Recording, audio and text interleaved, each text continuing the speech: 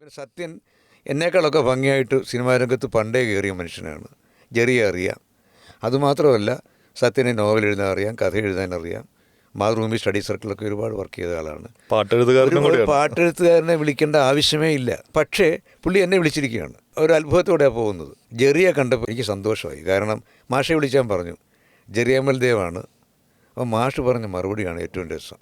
ഞാനൊക്കെ ഒരുപാട് പടങ്ങൾ ചെയ്തിട്ടാണ് പോപ്പുലറായത്.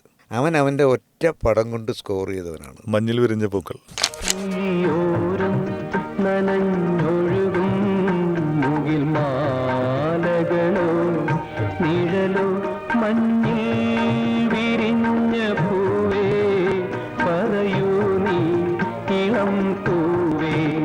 മലയാള സിനിമയിൽ ഇങ്ങനൊരു ചരിത്രം ആരും ഉണ്ടാക്കിയിട്ടില്ലെന്ന്.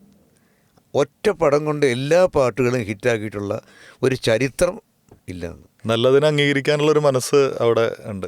പുള്ളിക്ക് കിട്ടേണ്ട ചാൻസ് പോയി എന്നല്ല പറഞ്ഞത്. അല്ല, പുള്ളിക്ക് അങ്ങനെ ചാൻസ് ആവശ്യമില്ല. അവിടെയാണ് ദേവരാമാഷൊക്കെ ദൈവമെന്ന് പറയാം.